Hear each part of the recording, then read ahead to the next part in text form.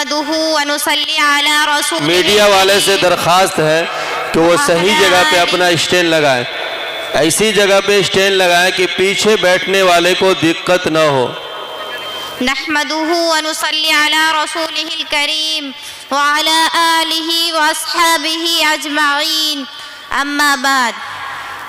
محترم حاضرین جلسہ اور معزز سامعین و سامعات اور باہر سے تشریف لائے مہمانان خصوصی اور میری عزیز طالبات اور میری پیاری ماؤں اور بہنوں، میں آپ تمام کا اس جلسے میں تہہ دل سے اسلامی طریقے سے استقبال کرتی۔ السلام علیکم ورحمۃ اللہ وبرکاتہ۔ یعنی آپ تمام پر اللہ تبارک و تعالیٰ کی رحمتیں اور برکتیں نازل ہوں۔ آج اس جلسے میں میری تقریر کا عنوان ہے اشاعت دین میں خواتین کا کردار۔ اللہ تبارک و تعالیٰ نے مردوں سے دین کی خدمت لی ہے، اسی طرح عورتوں سے بھی دین کی خدمت لیتے آئے ہیں۔ قرآن کریم میں سورۃ النمل اور سورۃ القصص دو مفصل سورتیں ہیں۔ ایک میں ملکہ بلقیس کی حقیقت پسندی اور ایمان کا ذکر فرمایا ہے، اور اس کے بعد متصل صورتیں ہیں جس میں فرعون کا قصہ ہے، جس میں اشارہ ہے کہ بعض عورتیں مردوں سے زیادہ حقیقت پسند اور زیادہ ایمان کا کام کرنے والیاں ہوتی ہیں۔ بلقیس کا قصہ مشہور ہے کہ جب حضرت سلیمان علیہ السلام کو ہدہد کے ذریعے پتہ چلا کہ وہاں ایک عورت ہے اور تملکم ان کی بادشاہ ہے، تو پہلی قابل تعجب کی بات یہ ہے کہ عورت ہے اور ملکہ ہے۔ دوسری قابل تعجب کی بات یہ ہے کہ اعطیت من کل شیئن، کہ اس کے پاس ہر قسم کا ساز و سامان ہے۔ تیسری تعجب کی بات یہ ہے کہ وہ لائحہ عرش عظیم الشان تخت کی ملکہ ہے۔ چوتھی تعجب کی بات یہ ہے کہ ان کو اور ان کی قوم کو میں نے دیکھا کہ وہ سورج کی عبادت کرتے ہیں، تو حضرت سلیمان علیہ السلام نے ان کو ایک خط لکھا، تو حضرت بلقیس نے اس خط کو اپنے وزیروں اور مشیروں سے تناظر میں مشورہ کیا۔ بادشاہی روایات کے مطابق اس نے حضرت سلیمان علیہ السلام کو ایک ہدیہ بھیجا۔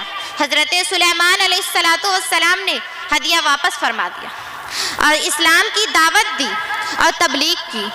بعض حضرات کہتے ہیں کہ حضرت سلیمان علیہ السلام کی شادی ملکہ بلقیس سے ہوا، نکاح ہوا ہو یا نہ ہوا ہو، اتنی بات تو ضرور ہے کہ قرآن کریم میں ادخل الصرح تو ہے، یعنی کہ وہ جس محفل میں داخل ہوئی اس سے نکلنا ثابت نہیں۔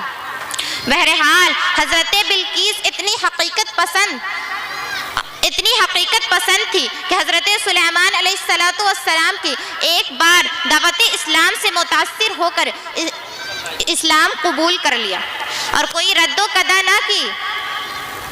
اس کے بالمقابل فرعون کا قصہ ہے کہ وہ باوجود مرد ہونے کے، ہوشیار ہونے کے، باوجود تمام اسباب ہدایت موجود ہونے کے،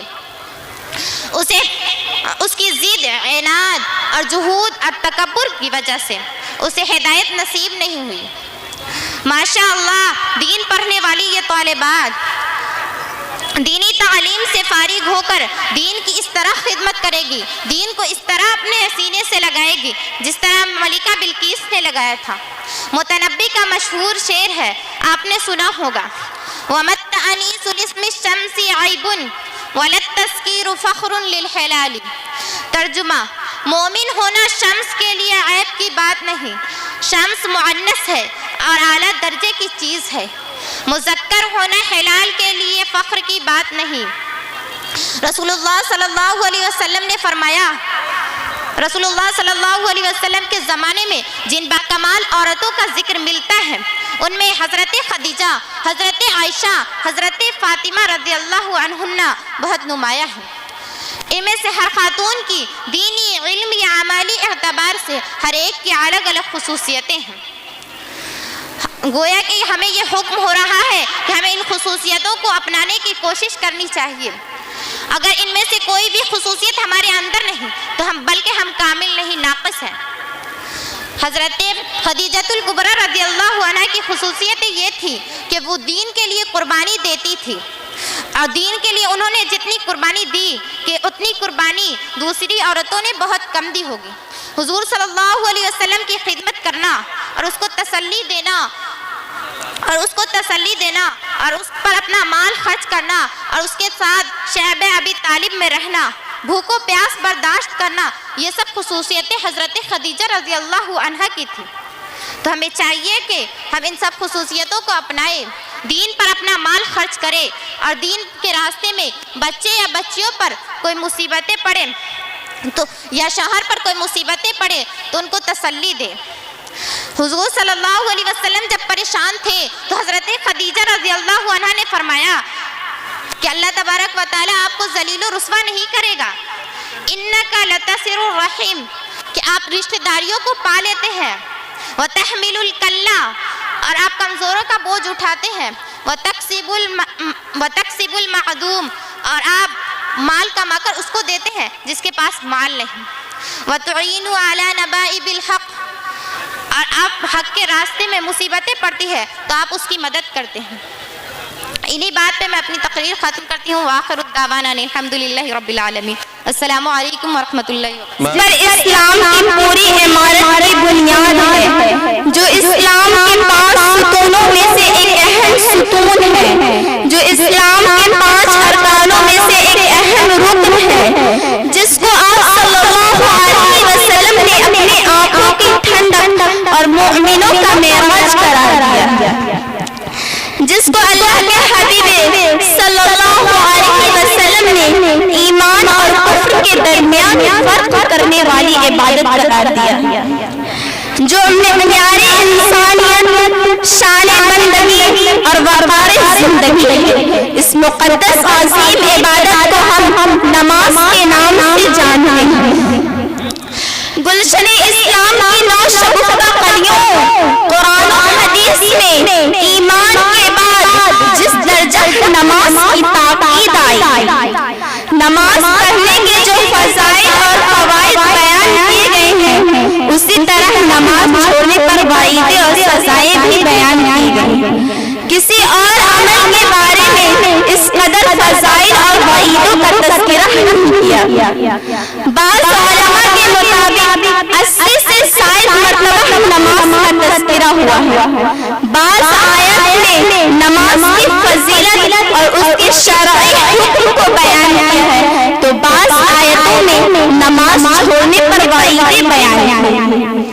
چنانچہ نماز کی فرضیت بیان کرتے ہوئے اللہ رب العزت ارشاد فرماتے ہیں، وَأَقِيمُوا الصَّلَاةَ وَآتُوا الزَّكَاةَ وَارْكَعُوا مَعَ الرَّاكِعِينَ، کہ اے مسلمانوں نماز قائم کرو، یعنی نماز کو اس کے فرائض، واجبات، سنن اور مستحبات اور وقت کی پوری پابندی کے ساتھ پڑھو، زکوٰۃ ادا کرو، رکوع کرنے والوں کے ساتھ رکوع کرو۔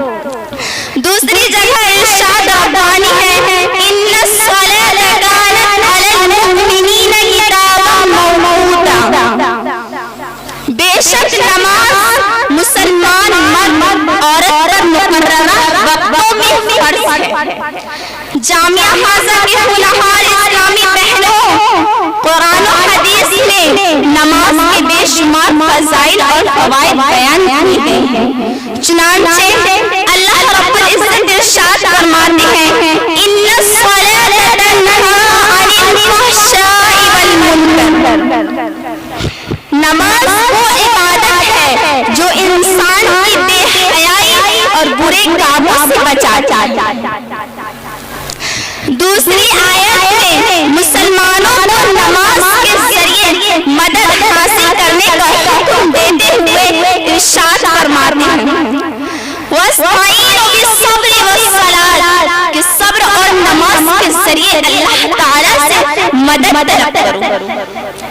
تیسری آیت میں مسلمانوں کو دشمنوں کا خوف ختم کرنے والی اور اطمینان و سکون کی زندگی عطا کرنے والی عبادت قرار دیا۔ ان الذین آمنوا وعملوا الصالحات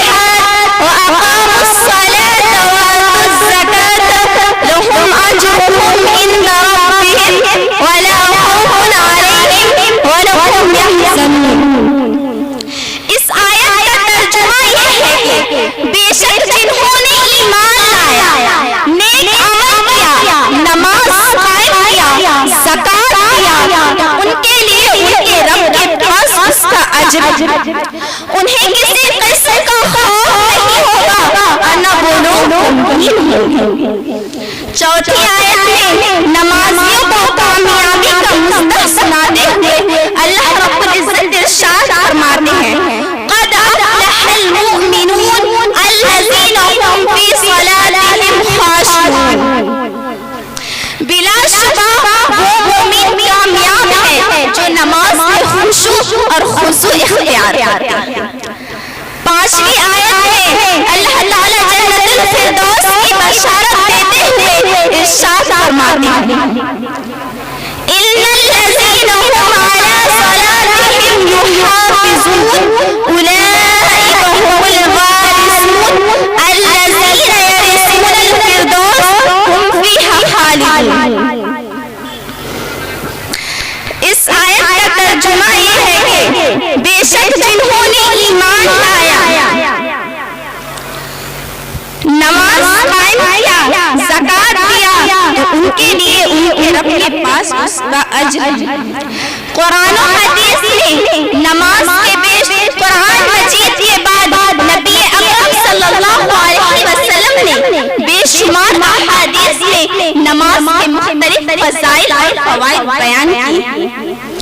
حضرت ابو ذر فرماتے ہیں کہ ایک مرتبہ نبی کریم صلی اللہ علیہ وسلم سردی کے موسم میں باہر تشریف لائے اور درختوں پر سے پتے گر رہے تھے، تو آپ صلی اللہ علیہ وسلم نے ایک درخت کی ٹہنی ہاتھ میں لے لی تو اس کے پتے اور زیادہ گرنے لگے، تو حضور اکرم صلی اللہ علیہ وسلم نے فرمایا اے ابو ذر، جب مسلمان بندہ اخلاص سے اللہ تعالیٰ کے لیے نماز پڑھتا ہے تو اس کے گناہ ایسے ہی گرتے ہیں جیسے یہ پتے درخت سے گر رہے ہیں۔ دوسری حدیث میں نماز کے بے شمار دینی اور دنیاوی فضائل اور فوائد بیان ہیں۔ نبی اکرم صلی اللہ علیہ وسلم فرماتے ہیں نماز دین کا ستون ہے اور اس میں 10 خوبیاں، نماز چہرے کی رونق، نماز دل کا نور ہے، نماز بدن کی راحت اور تندرستی کا سبب ہے، نماز پڑھنے سے نماز کی وجہ سے قبر میں مسلمانوں کو دلوں کو بہلاتی ہے اور قبر کی تنہائی سے بچاتی ہے، نماز پڑھنے سے اللہ تعالیٰ کی رحمتیں نازل ہوتی ہے، نماز جنت کی کنجی ہے، نمازی انسان کو کل قیامت کے دن اللہ تعالیٰ جنت عطا فرمائے اور دوزخ سے اس کی حفاظت فرمائے۔ جس طرح نماز پڑھنے کے قرآن و حدیث میں جس طرح نماز پڑھنے کے فضائل اور فوائد بیان کیے گئے ہیں، اسی طرح نماز چھوڑنے پر وعیدیں اور سزائیں بھی بیان کی ہیں۔ اللہ رب العزت ارشاد فرماتے ہیں وَأَقِيمُوا الصَّلَاةَ وَلَا تَكُونُوا مِنَ الْمُشْرِكِينَ کہ اے مسلمانوں نماز قائم کرو، یعنی نماز چھوڑ کر مشرکوں میں سے مت بنو۔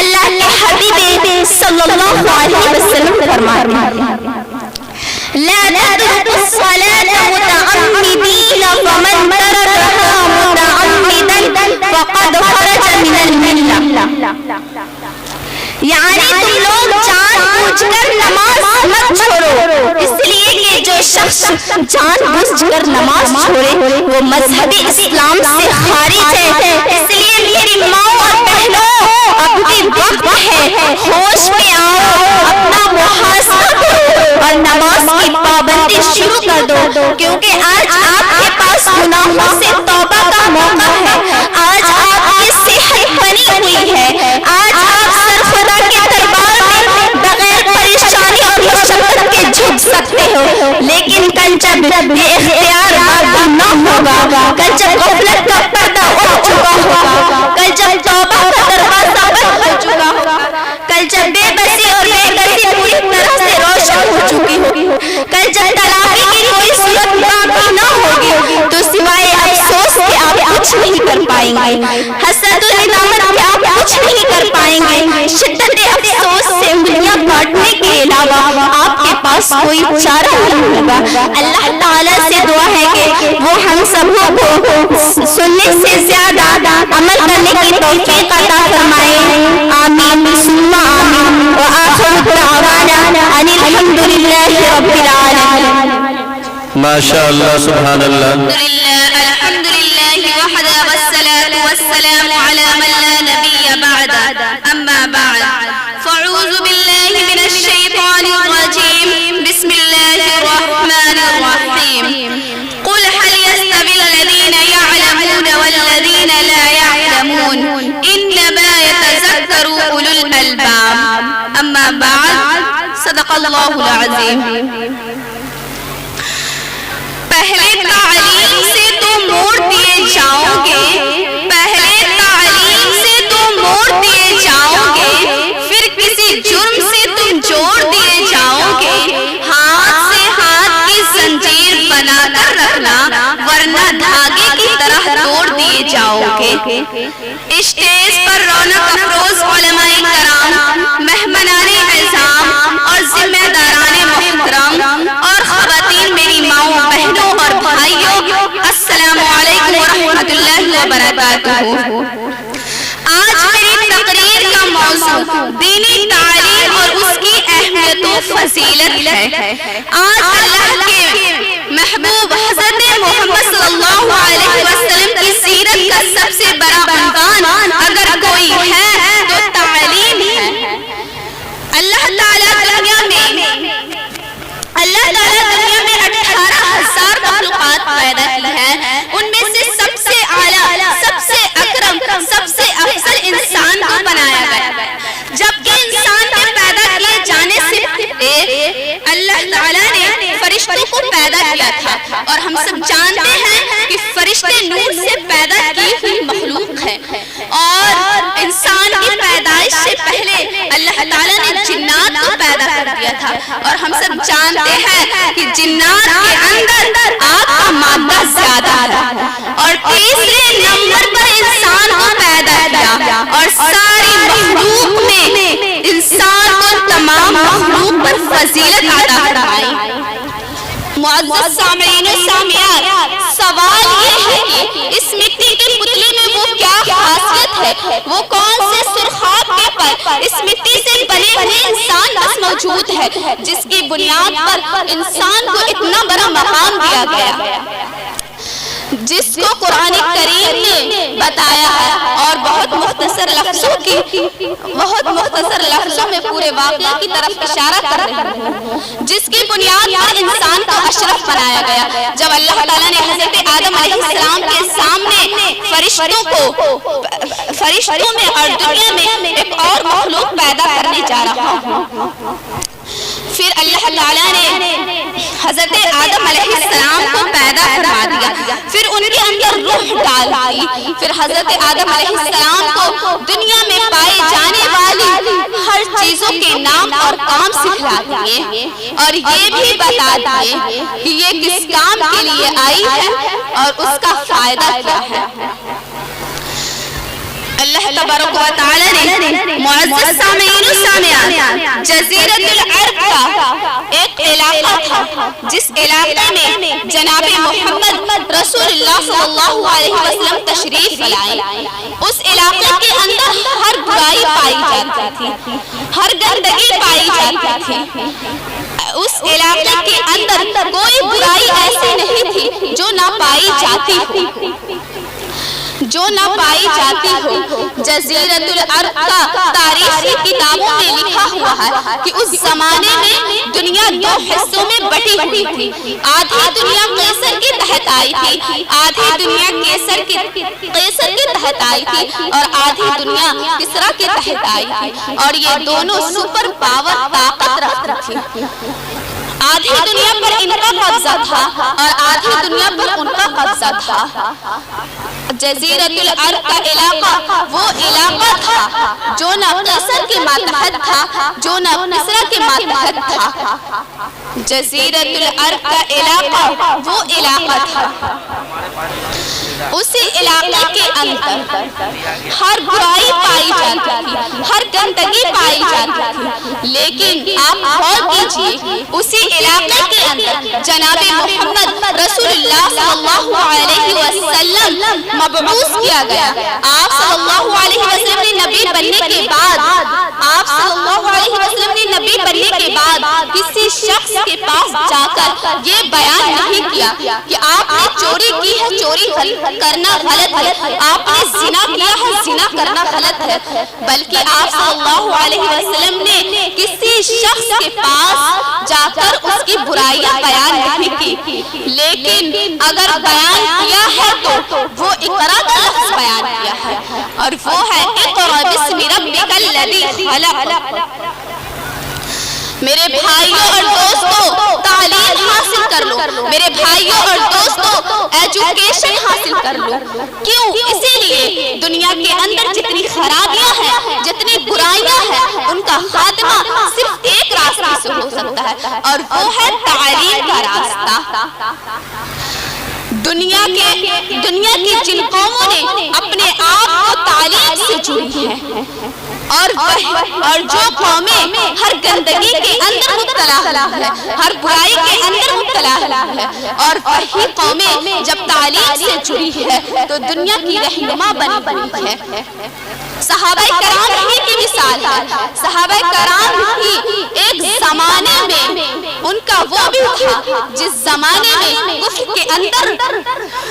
کے اندر مبتلا تھا، شرک کے اندر مبتلا تھا، زنا کے اندر مبتلا تھا، لیکن جب جناب محمد رسول اللہ صلی اللہ علیہ وسلم آ کر ان کے سامنے تعلیم رکھی، اقرا کا لفظ کو سنایا اور اس کو قرآن کریم سے جوڑا اور قرآن کریم کی تعلیمات سے جوڑا، تو پھر علامہ اقبال نے بھی ان کے بارے میں کہہ دیا، جو نہ تھے خود نہ تھے جو اوروں کے ہادی بن گئے، خود نہ تھے جو راہ پر اوروں کے ہادی بن گئے،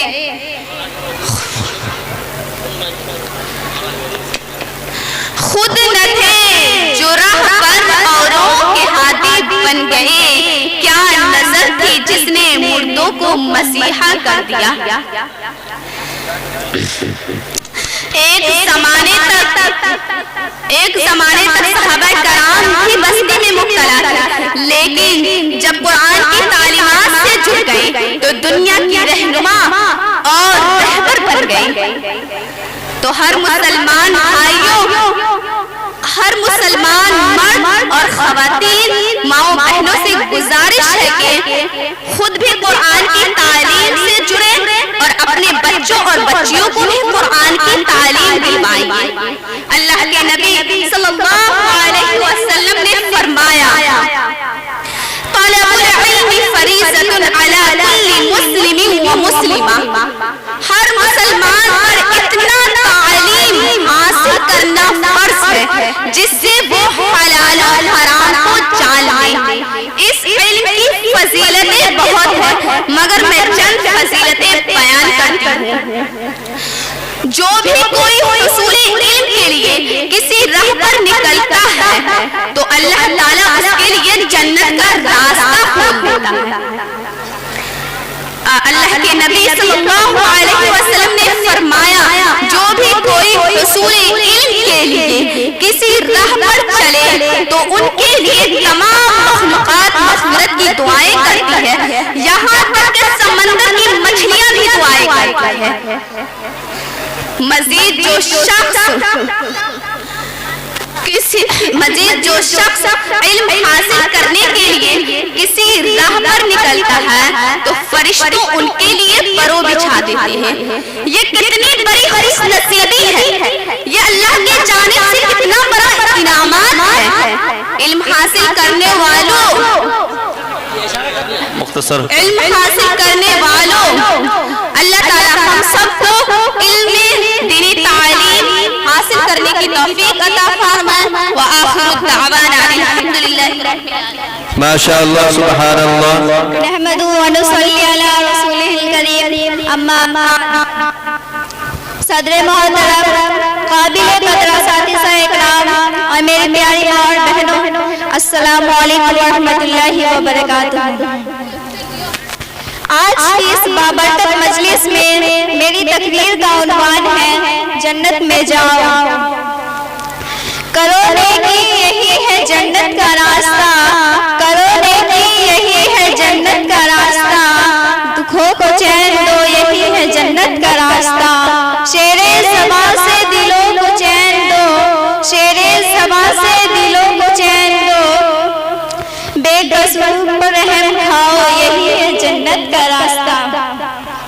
میری پیاری ماں اور بہنوں، جنت نیک اعمال کا پھل ہے، قربانیوں کا بہترین بدلہ ہے. اپنی خواہشات پر کنٹرول کرنا اور اللہ کے قائم کردہ حدود سے تجاوز نہ کرنا جنت کی طرف لے جاتا ہے. آئیے آج کی اس بابرکت مجلس میں ہم معلوم کریں وہ اعمال جن کے ذریعے سے جنت میں جانا آسان ہو جاتا ہے. سنیے اور ان اعمال کو اپنی زندگی کا حصہ بنا لیجئے. جنت میں لے جانے والا پہلا عمل، نبی اکرم صلی اللہ علیہ وسلم نے ارشاد فرمایا کہ جس آدمی کی موت اس حالت میں ہوئی ہو کہ وہ اللہ کے علاوہ کسی کو شریک نہیں کرتا تھا، قتل ناحق نہ کیا تھا، تو قیامت کے دن اللہ تعالیٰ ایسے شخص سے کہے گا کہ جنت کے دروازوں میں سے جس دروازے سے چاہے داخل ہو جاؤ. جنت میں لے جانے والا دوسرا عمل، نبی اکرم صلی اللہ علیہ وسلم نے ارشاد فرمایا کہ جس شخص نے کسی پیاسے کو پانی پلایا یہاں تک کہ اسے سیراب کرا دیا تو اللہ تعالیٰ اسے ایسے دروازے سے داخل کرے گا جس سے کوئی داخل نہیں ہوا ہو.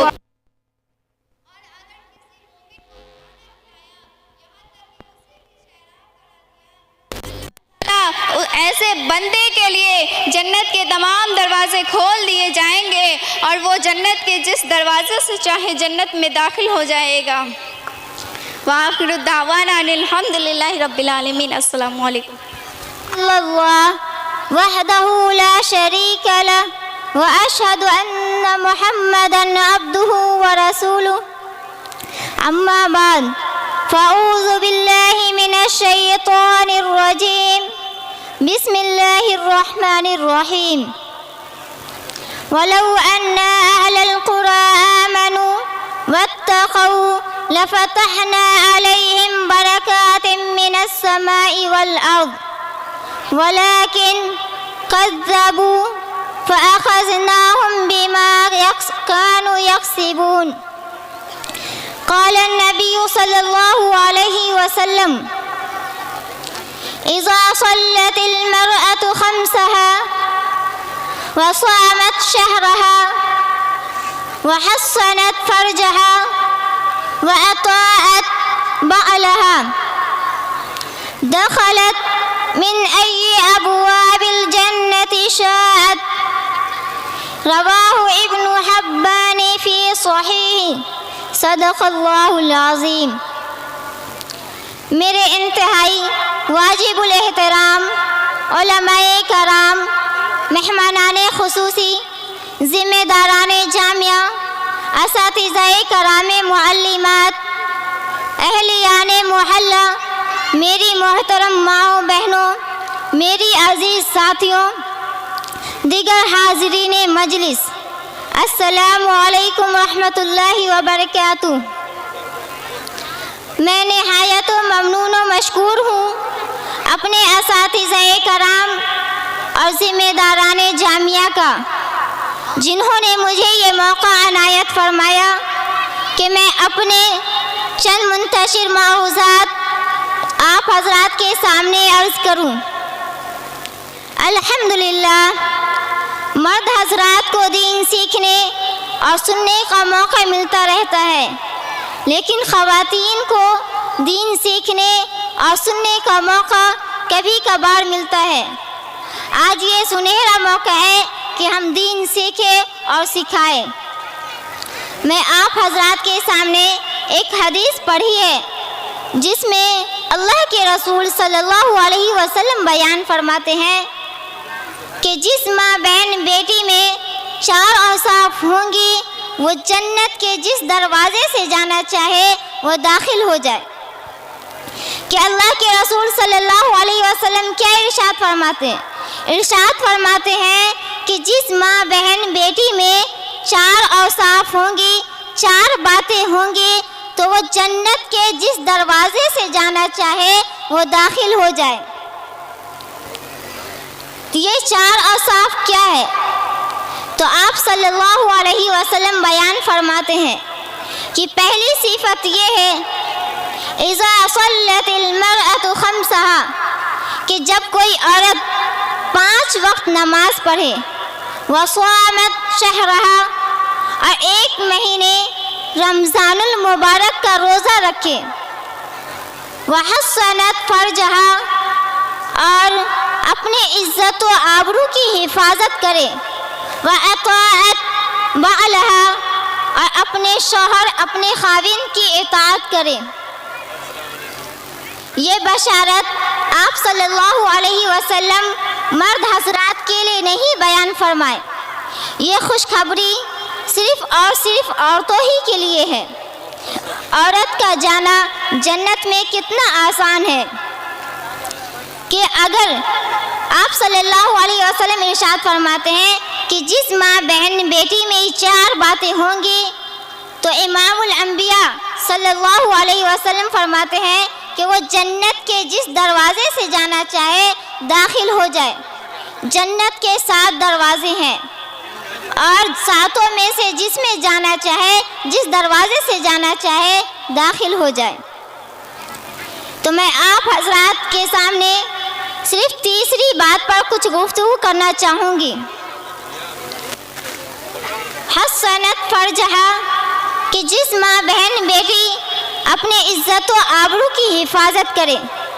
عورت کے پاس اس کا سب سے بڑا زیور اس کا سونا نہیں ہے، عورت کی خوبصورتی اس کے لباس سے نہیں ہے، عورت کے لیے زینت اللہ رب العزت نے اس کی عفت اور پاک دامنی میں اختیار کیا ہے۔ مختصر عفت اور پاک دامنی میں اختیار کیا ہے کہ اور اگر کوئی عورت اپنی حیا اور پاک دامنی میں زندگی گزارے گی تو اللہ رب العزت کے یہاں اسے اسی قدر محبوب اور پسندیدہ ہوگی۔ اس لیے جو عورت اپنی عزت و آبرو کی حفاظت کرے اور تو اس کے لیے جنت کی بشارت ہے۔ تو حضرات سلف میں وآخر دعوانا الحمدللہ رب العالمین۔ وعلیکم ورحمۃ اللہ وبرکاتہ۔ الحمدللہ کفا والسلام علی عبادہ الذین اصطفى، اما بعد فاعوذ باللہ من الشیطان الرجیم، بسم اللہ الرحمن الرحیم۔ کل من علیہا فان وقال كل نفس ذائقة الموت، وقال نبي صلى الله عليه وسلم كان في الدنيا كغريب أو عابر سبيل، صدق الله ورسوله النبي الكريم۔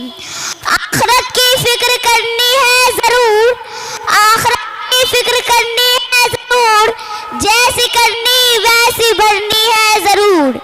زندگی ایک دن گزرنی ہے ضرور، زندگی ایک دن گزرنی ہے ضرور، قبر میں میت اترنی ہے ضرور۔ ایک دن مرنا ہے آخر موت ہے، ایک دن مرنا ہے آخر موت ہے، کر لے جو کرنا ہے آخر موت ہے۔